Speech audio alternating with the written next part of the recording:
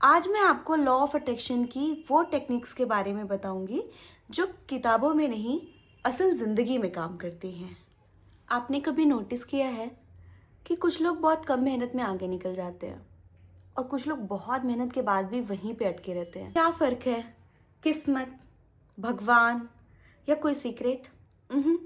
असल फ़र्क है आप किस फ्रीक्वेंसी पे जी रहे हैं। Law of attraction actual rule of focus है कि आप फोकस कहाँ पे कर रहे हैं। जिस भी चीज़ पर आप बार बार ध्यान देने लगते हैं, आपका दिमाग उसे नॉर्मल मान लेता है और वही चीज़ आपको बार बार दिखने लगती है।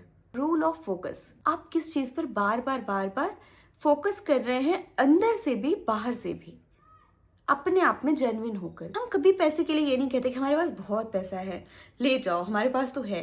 कोई पूछ भी ली पैसे, हम कितने गर्व से बताते हैं ना कि हमारे पास पैसे है ही नहीं, हमारी तो जेब खाली है, हमारी तो अकाउंट खाली है।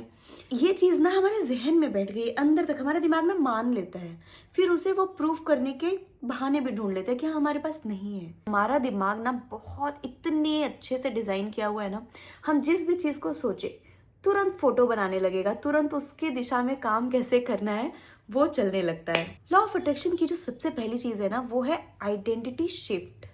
लोग ये बोलते हैं मुझे अमीर बनना है, मुझे सक्सेसफुल बनना है या मुझे सक्सेस चाहिए। दिक्कत यहीं पे है, हम जब ये चीज़ बोलते हैं ना, हम पहले ही बता देते हैं कि हाँ हमारे पास ये चीज़ नहीं है। एक्चुअल यूनिवर्स के पास सब कुछ है, वो हमें वही चीज़ देती है जिसे हम मानते हैं कि हाँ हम ये चीज़ है। तो हमेशा यूनिवर्स को ये बताओ कि आप कौन हो, आप क्या डिजर्व करते हो। जब आप खुद को ये मान नहीं लेते हो ना कि ये चीज़ तो आपके लिए नहीं हो सकती, तो यूनिवर्स बोलता है ठीक है तथास्तु। ये बोलते ना कि ये चीज़ क्या है, सब कर रहे हैं मैं भी कर लूँगा, मेरी ही है ये चीज़। उसको फील करते हो, बढ़िया से एक आइडेंटिटी देते हो, तो यूनिवर्स आपको वो करके देगा।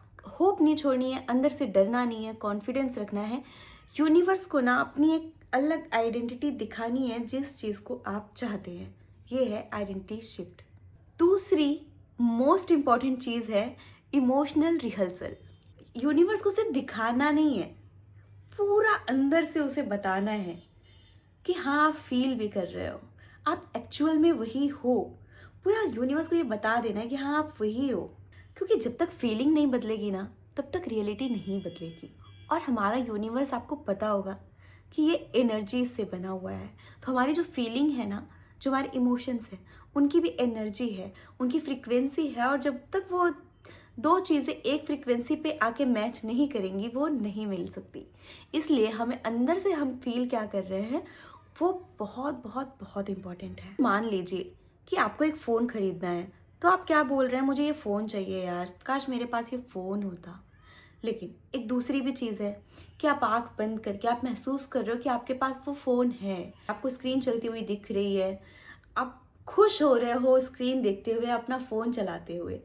ये जो सिग्नल्स है ना, ये सिग्नल्स जब आप भेजेंगे यूनिवर्स को, जब उसे इमोशनली बताएंगे, जब आप बताएंगे कि इस बात से आप खुश हो रहे हैं, आपके दिमाग को बताएंगे, आपका दिमाग यूनिवर्स को बताएगा। तो जब दिमाग से डोपामाइन रिलीज होगा ना, खुश होने वाला, तो दिमाग क्या करता है, वो और तरीके से चीज़ें और ऐसे क्रिएट करने की कोशिश करता है कि सेम एक्सपीरियंस उसको वापस से मिल जाए।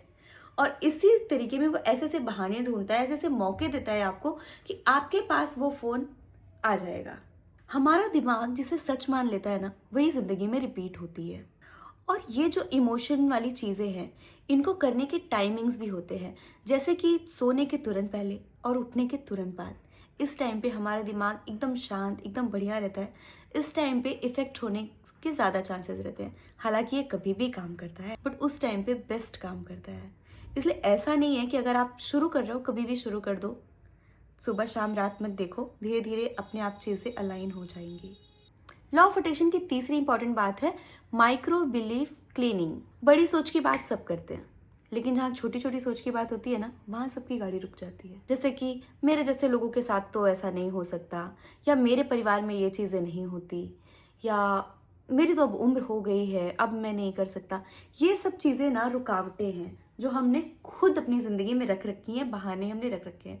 यूनिवर्स को इन सबसे कुछ लेना देना नहीं है, कुछ भी नहीं, ट्रस्ट में। ये जो छोटे छोटे सेंटेंसेस है ना, ये पूरी एनर्जी खा जाते हैं, पूरी पॉजिटिव एनर्जी आपकी सोख लेते हैं। लोग इसलिए फेल नहीं होते हैं कि वो कमज़ोर होते हैं, वो इसलिए फेल होते हैं ना क्योंकि वो बीच बीच में खुद पे भरोसा करना छोड़ देते हैं। हर एक नेगेटिव चीज़ के बाद ना ये ज़रूर बोलिए कि ये एक पुरानी सोच है, ये सच्चाई नहीं है। लॉ ऑफ अट्रैक्शन की चौथी बात है जो कि बहुत इंपॉर्टेंट बात है, इंस्पायर्ड एक्शन। इंस्पायर्ड एक्शन कि आपके इंट्यूशंस, अपने इंट्यूशंस को समझना, उस हिसाब से काम कर ले जाना, यहीं पे सारा गेम यहाँ पे होता है। लॉ ऑफ अट्रैक्शन का सबसे बड़ा झूठ जो है ना वो यही है कि सिर्फ सोचते रहो, कुछ करना नहीं है, सब अपने आप हो जाएगा। ऐसा नहीं होता है। सही टाइम पे सही कॉल ले लेना वो बहुत ज़रूरी है। अपने इंट्यूशन को सुनना, समझना, सही एनर्जी, सही मूड, सही समय पर सही कदम उठा लेना, यही सबसे ज़रूरी होता है। जैसे कि अचानक आपको किसी को कॉल करने का मन हुआ और आपने कर दिया और वहाँ से आपको कोई अपॉर्चुनिटी मिल गई, आपकी ज़िंदगी बदल गई।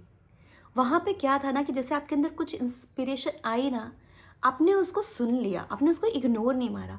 और ऐसा नहीं है कि वो हमारे जीवन में नहीं आती। अब गौर करके देखोगे ना, आपको बहुत बार ऐसा लगेगा कि यार ये तो मैंने सोचा था ऐसा करने के लिए, उस वक्त मैंने किया नहीं। उससे मत चूको, वहाँ पे बिल्कुल भी आलस मत करो, उसे कर डालो। कुछ नहीं होगा, कुछ खराब नहीं होगा, ऐसा कुछ नहीं होता। हम ना रुक जाते हैं, उसे रोकना नहीं है। जैसे ही कुछ इंस्पिरेशन आती है ना, जैसे वो हमें पता चलता है, ऐसा नहीं है कि नहीं चलता, हम जानते हैं, इंट्यूशन भी आता है, बट हम ना उस टाइम पे इग्नोर कर देते हैं कि छोड़ो, जाने देते हैं। उस टाइम कर ले जाने का, करके ही देख लेते हैं ना कि होगा क्या। वही टाइम हमारा जीवन बदल देता है। और यही लॉ ऑफ अट्रैक्शन है, वो आपको बहुत मौके देता है। जैसे आप सोच तो लेते हो, उस टाइम से आपको अपॉर्चुनिटीज़ भी मिल रही है, आपने विजुअलाइज कर लिया, सब कुछ कर लिया, अब आपको मौके मिल रहे हैं, लेकिन आप उस हिसाब से एक्शन ले ही नहीं रहे हो। कैसे आएंगी आपके पास? तो जैसे ही ये सब इंट्यूशन आए, कोई भी चीज़ आपको अपॉर्चुनिटी लगे ना, आपको समझना है कि आपको उसको लपक के लेना है, ट्राई कर लेना है। क्या पता यही आपका वो कॉल हो, यही आपकी वो किक हो। तो इस चीज़ पे ना एकदम अलर्ट रहना है कि हाँ, मुझे कहाँ पॉजिटिवनेस दिख रहा है, या मैं कहाँ पे मुझे वो कॉल दिख रही है, कहाँ पे मुझे वो इंस्पायर्ड एक्शन करने की ज़रूरत है, उसे कर जाना है। लॉ ऑफ अट्रैक्शन की नेक्स्ट बात है, इंपॉर्टेंट बात है, वो है डिटैचमेंट।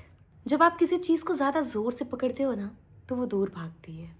और जब आप कहते हो कि ये चीज़ मिल गई तो ठीक, नहीं मिला तो भी मैं ठीक हूँ, तो वो चीज़ कहीं ना आपको मिल जाती है।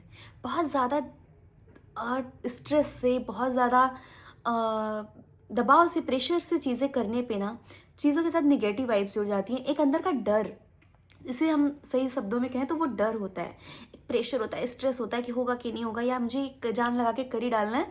तो कहीं ना कहीं बैक ऑफ द माइंड ये रहता है कि हाँ, ये मेरे बस की बहुत है नहीं, और हम उसके लिए जान लगाए पड़े हैं।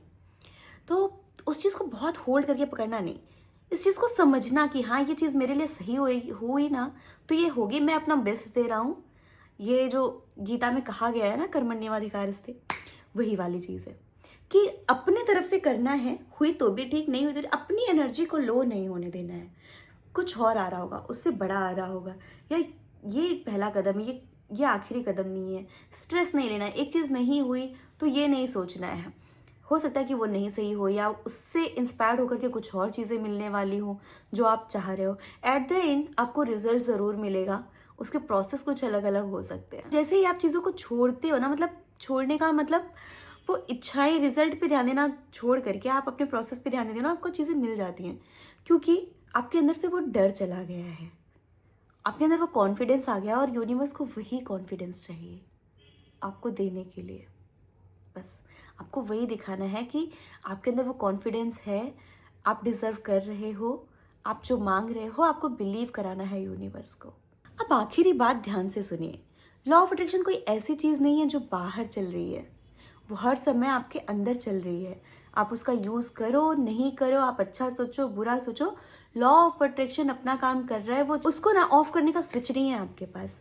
आप कर क्या सकते हो, आप उसे सिर्फ अपने हिसाब से यूज़ कर सकते हो। लॉ ऑफ अट्रैक्शन काम करेगा ही करेगा, ठीक है।